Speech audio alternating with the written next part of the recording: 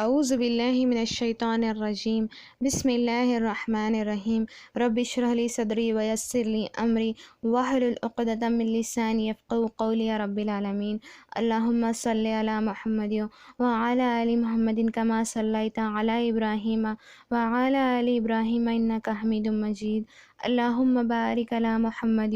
وعلی آل محمد کما بارکت علی ابراہیم وعلی آل ابراہیم انک حمید مجید۔ سب کو السلام علیکم ورحمۃ اللہ وبرکاتہ۔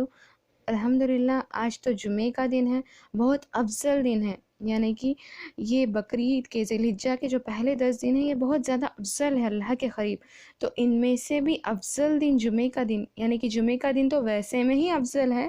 اور ان ذی الحجہ کے 10 دنوں میں جب جمعے کا دن آئے تو کیا ہی بات ہو گئی، یعنی کہ بہت زیادہ افضل دن ہے۔ تو زیادہ سے زیادہ ذکر کریں ہم لوگ، میں بھی، میرے لیے بھی نصیحت ہے، زیادہ سے زیادہ ذکر کریں اس دن، اور اس دن سورہ کہف کو پڑھنا ہرگز نہ بھولیں۔ اس دن سورہ کہف کی تلاوت کریں اور زیادہ سے زیادہ درود پڑھیں، دعائیں کریں اپنے لیے۔ اور نبی صلی اللہ علیہ وسلم نے فرمایا جمعے کے دن ایک ایسی گھڑی آتی ہے جس میں دعائیں قبول ہوتی ہیں، یعنی کہ وہ گھڑی عصر سے لے کے مغرب تک ہوتی ہیں۔ تو آپ لوگ دعا کریں زیادہ سے زیادہ۔ اور یہ تو نبی صلی اللہ علیہ وسلم نے فرمایا کہ ذی الحجہ کے 10 دن نہ تو دن کب ختم ہوتا ہے؟ دن مغرب میں ختم ہوتا ہے، مغرب کے وقت۔ تو عصر سے لے کے مغرب تک بیٹھ جائیں، دعائیں کریں۔ اور یہ وقت وہ بھی ہے جب فرشتے ایکسچینج ہوتے ہیں، یعنی کہ شام والے فرشتے آ جاتے ہیں اور صبح والے فرشتے چلے جاتے ہیں عصر کے وقت۔ تو اس طرح عصر سے لے کے مغرب تک بہت زیادہ اپنے آپ کو عبادت میں مشغول رکھنے کی کوشش کرے، اور اللہ سبحانہ وتعالی ہم سب کو ان 10 دنوں میں بہت زیادہ عبادت کر کے اللہ کو راضی کرنے کی توفیق دے، اور جمعے کا پورا فائدہ اٹھانے کی توفیق عطا فرمائے، آمین اللہم آمین۔ اور ہم لوگوں نے دیکھا تھا کل کیسے ابراہیم علیہ السلام اللہ سے معجزہ مانگتے ہیں تو اللہ سبحانہ وتعالیٰ ان کو دکھاتے ہیں، اور میں نے سورہ بقرہ میں ہے بتایا تھا، تو آپ لوگ ایک بار چیک کر لیجئے، میں امید کرتی ہوں آپ لوگ چیک کر لیے ہوں گے۔ تو اس کے بعد وہ گاؤں والوں سے بحث ہوتی ہے، تو وہاں کے لوگ نہیں مانتے، وہ لوگ دھمکی دیتے ہیں کہ قتل کر دیں گے۔ تو ابراہیم علیہ السلام اپنے بھتیجے لوط علیہ السلام اور اپنی بیوی سارہ علیہ السلام دونوں کو لے جاتے ہیں، اور لے کر شام کی طرف روانہ ہوتے ہیں۔ جب شام کی طرف روانہ ہوتے ہیں تو وہاں بہت زیادہ قحط سالی ہوتی ہے، تو وہاں جب قحط سالی ہوتی ہے وہاں سے نکل کر ابراہیم علیہ السلام مصر کی طرف جاتے ہیں، ایجپٹ کی طرف، مصر کی طرف جاتے ہیں جو ایجپٹ مانا جاتا ہے آج کا۔ تو وہاں پر مصر کی طرف جاتے ہیں، اور وہاں پر ایک بادشاہ تھا جو بہت بڑا ظالم تھا، اور وہ بہت بڑا ظالم تھا۔ جب بھی کوئی عورت، خوبصورت عورت اس کے گاؤں آتی، مصر کو آتی، تو وہ اس کو بلاتا تھا، یعنی کہ وہ اس کے ساتھ غلط کرنے کی کوشش کرتا تھا۔ تو اس طرح جب ابراہیم علیہ السلام اور سارہ علیہ السلام دونوں جب مصر میں داخل ہوتے ہیں، اور ابراہیم علیہ السلام نے لوط علیہ السلام کو وہاں شام جاتے ہیں وہ لوگ، وہاں پر قحط سالی ہوتی ہے، تو ابراہیم علیہ السلام لوط علیہ السلام کو حکم دیتے کہ تم سیڈم ایک جگہ ہے وہاں پر چلے جاؤ کہہ کر وہاں پر چلے جاتے ہیں، اور ابراہیم علیہ السلام اپنی بیوی سارہ علیہ السلام کو لے کر مصر کو آتے ہیں۔ یہاں کا بادشاہ بہت ظالم تھا، تو لوگوں میں چرچا ہونے لگتا ہے کہ دیکھو کتنی خوبصورت، سارہ علیہ السلام بہت زیادہ خوبصورت تھے ماشاءاللہ۔ تو سارہ علیہ السلام کی خوبصورتی کے چرچے ہونے لگتے ہیں۔ جب راجا کو پتہ چلتا ہے کہ کوئی 2 شخصیت آئے ہیں، نئے لوگ آئے ہیں، اور ان میں سے وہ ایک عورت ہے، وہ بہت زیادہ خوبصورت ہے، تب تو راجا کا دل پلٹ جاتا ہے، بادشاہ کا۔ تو وہ کیا کرتا ہے، پہلے ابراہیم علیہ السلام کو بلاتا ہے، اور وہاں پر ایک رول تھا، بادشاہ نے ایک رول بنایا تھا، جب اگر کوئی اس کی بیوی ہوتی، اگر وہ اس کا شوہر ہوتا تو اس کو قتل کر دیتا اور وہ عورت کو رکھ لیتا تھا۔ اگر وہ اس کا کوئی اور گھر والا ہوتا تو وہ کچھ نہیں کرتا، لیکن اگر وہ اس کا شوہر ہوگا تو اس کو قتل کر دیتا اور وہ عورت کو اپنے ساتھ رکھ لیتا۔ تو اس طرح وہ بادشاہ کرتا تھا۔ تو ابراہیم علیہ السلام نے جیسے دیکھا کہ جب وہ بادشاہ بلاتا ہے ان کو، تو انہوں نے سوچا کہ یہاں پر کچھ گڑبڑی ہے، تو انہوں نے کہا کہ جب وہ بادشاہ نے پوچھا کون ہے وہ عورت جو تمہارے ساتھ ہے، تو ابراہیم علیہ السلام نے کہا وہ میری بہن ہے کہہ کر، سبحان اللہ، تو وہ میری بہن ہے۔ تو جب ابراہیم علیہ السلام پھر سے واپس سارہ علیہ السلام کے پاس آتے ہیں تو ان کے پاس کچھ موقع تھا بات کرنے کا، تو وہ کہتے ہیں کہ اے سارہ، میں نے اس بادشاہ کو کہا کہ تم میری بہن ہو، تم مطلب پہلے ہی کہہ رہے ہیں کہ میں نے کہا کہ تم میری بہن ہو، تم جا کر پھر یہ مت کہہ دینا کہ میں تمہارا شوہر ہوں، تاکہ ہمارے لیے اور بھی مصیبتیں کھڑی ہو جائیں گی اس سے، اختلاف سے، تو تم یہ مت کہنا کہہ کر وہ کہتے ہیں۔ اور اس سے ابراہیم علیہ السلام یہ بھی کہتے ہیں کہ تم اور میں صرف 2 ہی ایمان والے شخصیت ہے پورے ملک میں، تو اسلامکلی ہم دونوں بھائی بہن ہیں، یعنی کہ اسلام کے طور پہ دیکھا جائے تو ہم دونوں بھائی بہن ہیں، تو میں نے اس طرح کہا۔ تو یہاں پر ابراہیم علیہ السلام نے اپنی زندگی کو 3 بار توریہ استعمال کیا، جیسے کہ نبی صلی اللہ علیہ وسلم نے فرمایا کہ ابراہیم علیہ السلام نے اپنی زندگی میں 3 بار توریہ کیا ہے۔ ایک تو تب جب ان کو گاؤں والوں نے پوچھا تھا کیا تم ہمارے ساتھ نہیں جاؤ گے، تو انہوں نے کیا کہا، میری حالت خراب ہو گئی، یعنی کہ میری حالت خراب ہو گئی تم لوگوں کو سمجھاتے سمجھاتے، میں بیمار ہو گیا ہوں کہہ کر۔ تو یہ ایک والا۔ دوسرا والا، جب کہ وہ بدھوں کو مار دیتے ہیں، قتل کرتے ہیں، یعنی کہ قتل تو زندہ چیز کے لیے استعمال کرتے ہیں، جب وہ بدھوں کو توڑ دیتے ہیں تو بڑے بدھ کے ہاتھ میں جب کلہاڑی رکھتے ہیں تو وہ کہتے ہیں، جب گاؤں والے آ کر انہیں پوچھتے ہیں کہ اس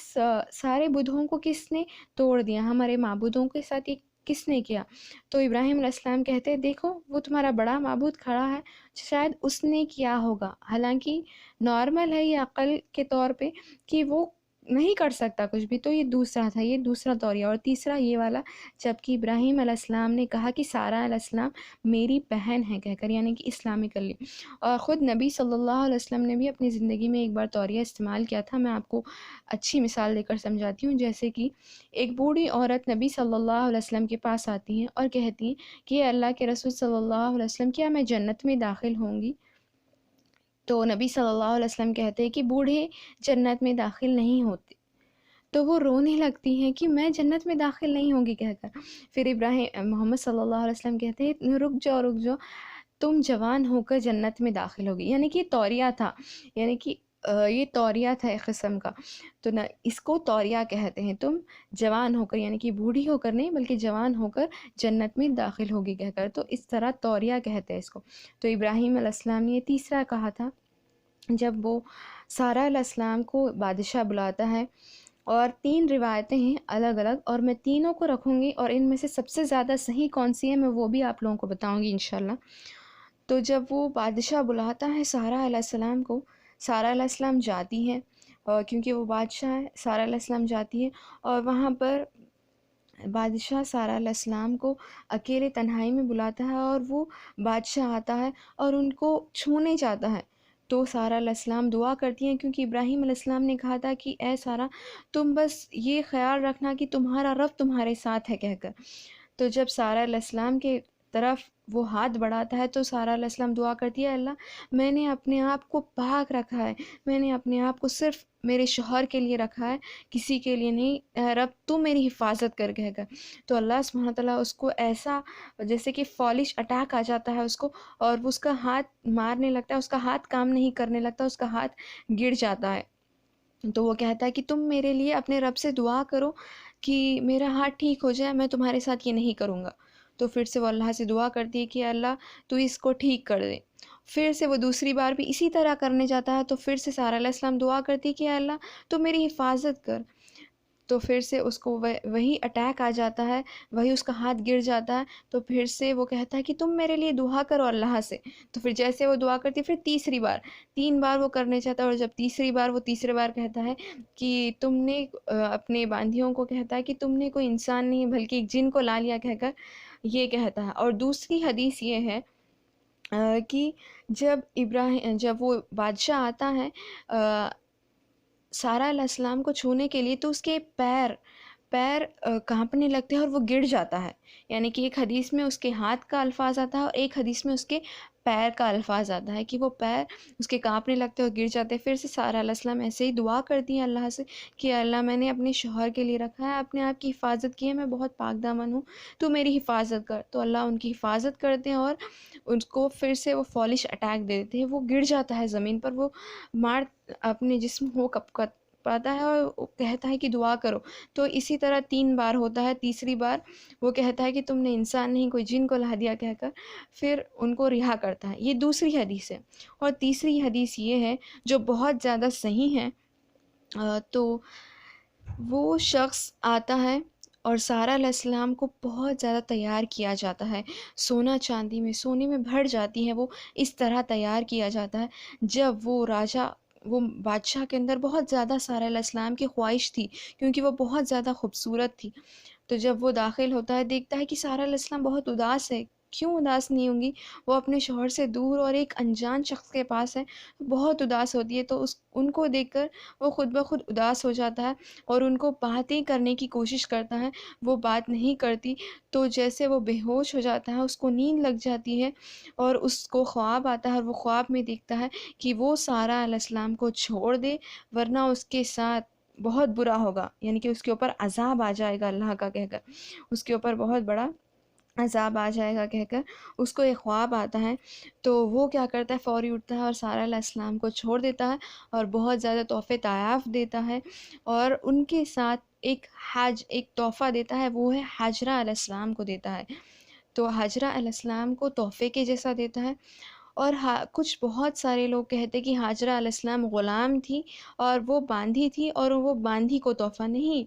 ہاجرہ علیہ السلام کو تحفہ دیا تو تب وہ باندھی بن گئی نا، یعنی کہ جب وہ تحفے میں آئی تب وہ باندھی بنی، وہ پہلے باندھی نہیں تھی، بلکہ کچھ حدیثوں میں ہے کہ وہ تو بادشاہ کی بیٹی تھی کہہ کر وہ باندھی نہیں تھی، کیونکہ نبی صلی اللہ علیہ وسلم نے فرمایا کہ اللہ سبحانہ وتعالیٰ نے آدم علیہ السلام سے لے کر مجھ تک ایک دم پیور نسل، یعنی کہ ایک دم پیور نسل چنی ہے اللہ نے میرے لیے کہہ کر، تو پاکیزہ نسل چنی ہے میرے لیے کہہ کر، کیا پاکیزہ اس میں کوئی باندھی غلام ہو سکتا ہے؟ نہیں نا۔ تو ہاجرہ علیہ السلام کوئی باندھی نہیں تھی، کوئی غلام نہیں تھی، بلکہ وہ بہترین نسل کی عورت تھی، جس کو